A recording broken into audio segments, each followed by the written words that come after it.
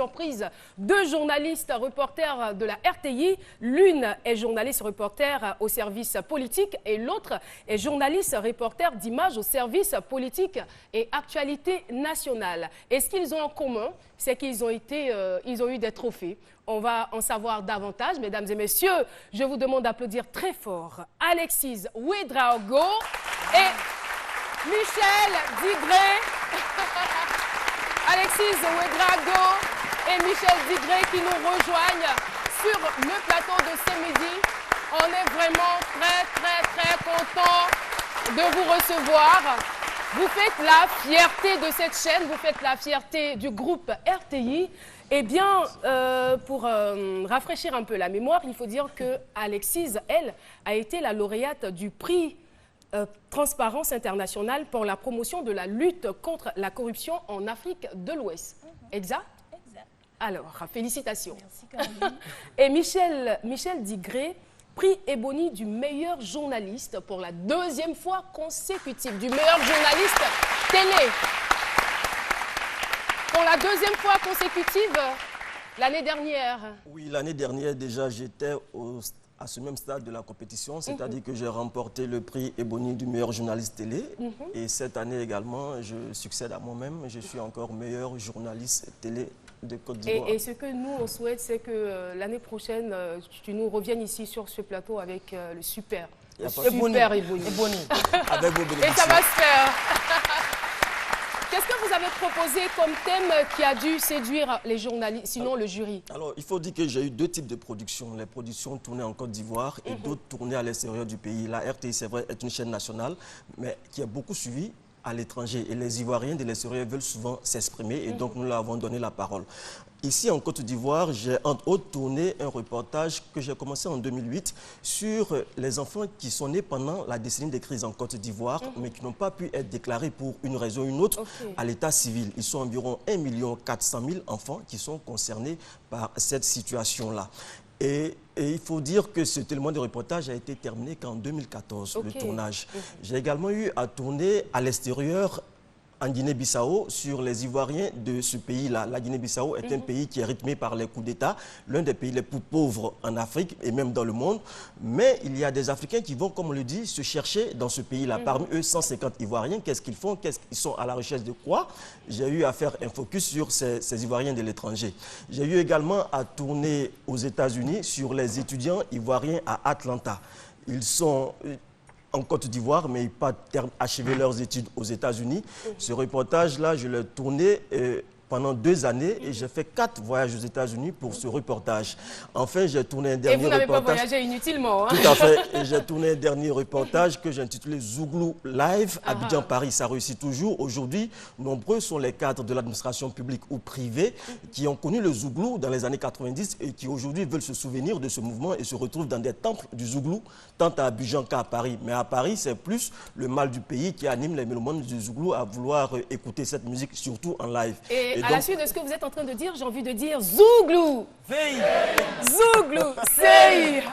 Philo, qu'est-ce que tu as contre le Zouglou? Alors, Michel Digré, à vous écouter, on comprend tout de suite que vous portez vos choix sur des sujets qui sont très pertinents, très intéressants, qui suscitent tout de suite de la curiosité. Moi, je suis curieux de savoir pourquoi vous avez choisi Atlanta et ces étudiants-là, parce que de toute façon, il y a des mouvements vers différentes villes des États-Unis. Est-ce qu'il y a quelque chose de particulier en relation avec cette ville, Atlanta? Oui, déjà, il faut dire que Atlanta est une ville où il y a beaucoup d'Ivoiriens. Déjà, une ville symbole, c'est la ville de Martin Luther King.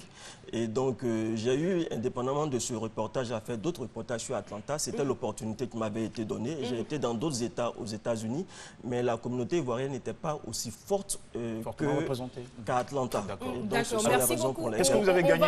S'il te plaît, Jean-Michel, le temps joue contre nous.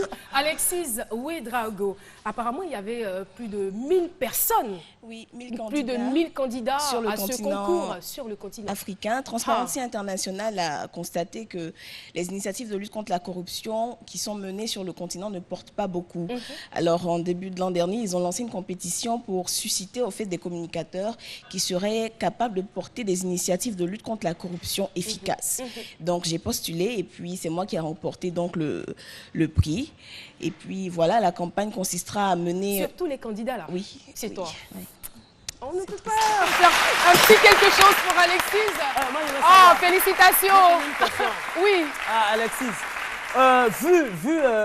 franchement, oh là là. le trophée que vous avez gagné, vu votre expérience, je veux m'attarder sur votre nom. Alexis, est-ce le féminin d'Alexis? C'est pour sortir un truc comme ça. Ah oui, ça y est. Il faut que je prenne au sérieux sur mon travail. Il paraît qu'en journalisme, il n'y a pas de questions idiotes. Répondez, mademoiselle. Je présume, Alexis c'est sans E, Alexis c'est avec un E, je présume que c'est le féminin. alors. Alexis, qu'est-ce qu'on a félicité dans votre communication pour la qualifier d'efficace parmi plusieurs? Ils ont estimé qu'elle prenait la cible première de l'acte de corruption dans le milieu de l'éducation, notamment l'enfant. On lui donne, avec ma campagne, la possibilité de savoir ce qu'est la corruption. Aujourd'hui, quand on parle de corruption, on a amoindri la chose. On dit même plus corrompre, on dit gérer. Je vais gérer le gars. Alors que c'est un problème sérieux de société qu'il faut corriger.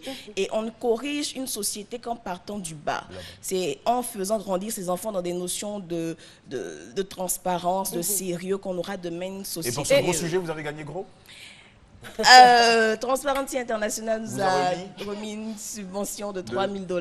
C'est juste Ah, $3 000. Donc C'est pas après, si mal, $3 000, voilà, voilà, c'est- calcul rapide. C'est pas si mal. 500 000. Et ce qui me touche dans cette histoire, parce qu'à l'entame de cette émission, je disais que cette émission est dédiée aux enfants.